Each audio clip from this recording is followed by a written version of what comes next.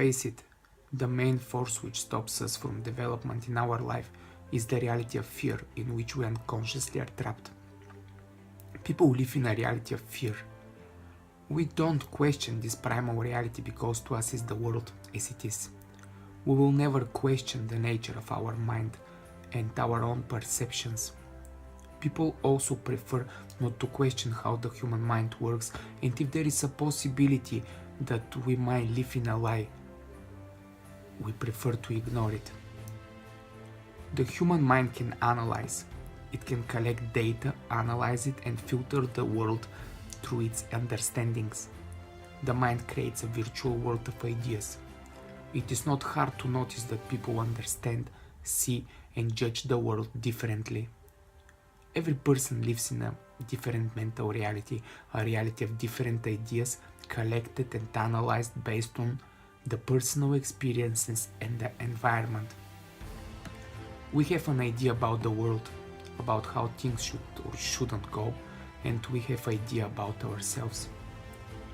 Once you create in your mind an idea about yourself, a form of identity is created. You will protect this idea believing that you are actually protecting the sense of an I.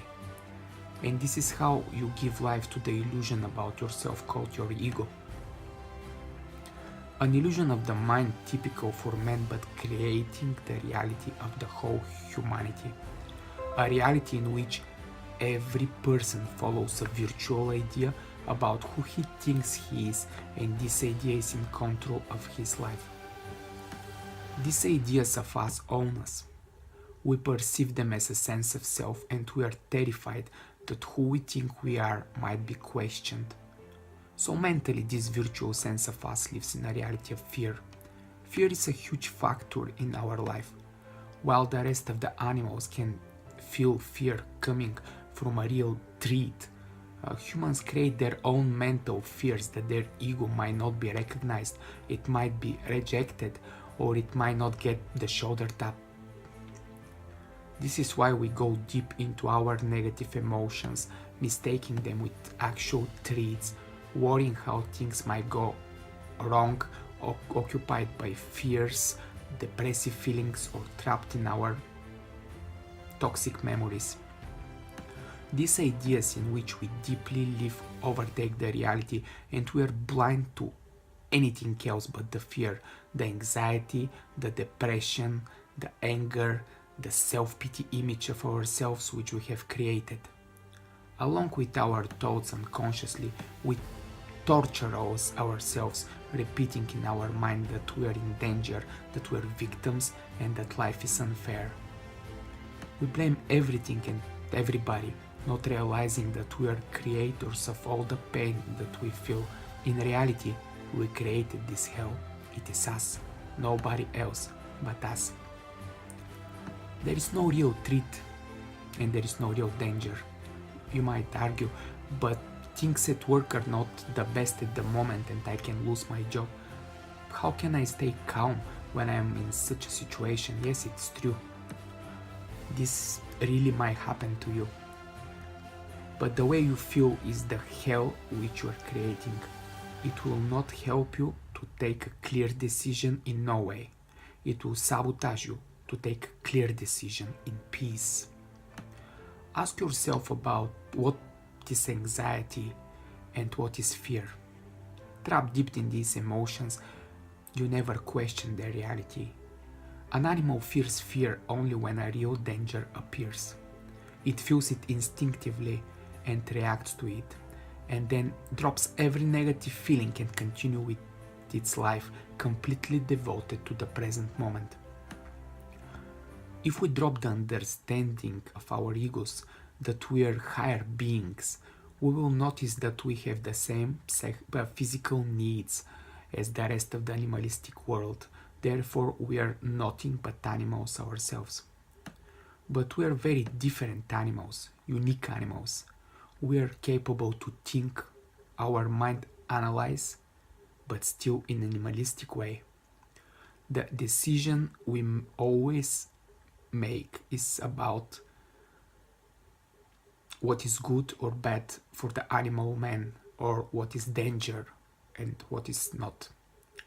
Our mind projects possibilities about how things might go wrong.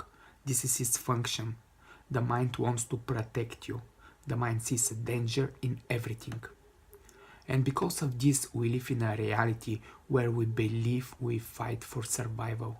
And even if the chance for things to go wrong is very small, the threat becomes part of our consciousness and changes our perceptions.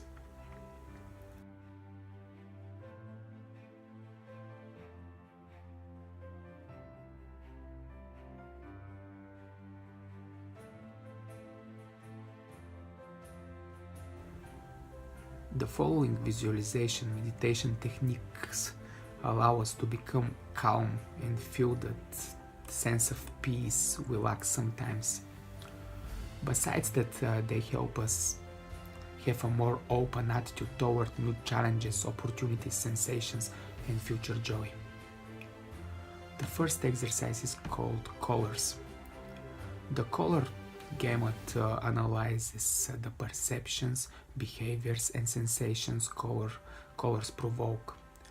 This means that imagining our body is full of light can be a good way to attract emotions. This exercise consists of breathing deeply while imagining you are surrounded by a light and changes colors. While doing so, you need to focus on the physical sensations you experiment with each color. What does each color make you feel? After that, imagine you're a green light and that you're in complete harmony. The second exercise is called muscle tension.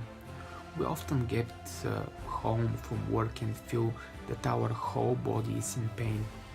To relieve your pain, you can use this visualization meditation exercise. It consists of sitting or lying on the ground and focusing on your tensest muscles. Then imagine you have a knot that doesn't let you move freely and you have to untie it with your mind. Keep your attention on each section of the knot while you breathe and visualize it becoming looser. The fibers will untwist slowly until the knot unties completely. Feel free to repeat this exercise on each tense muscle in your day.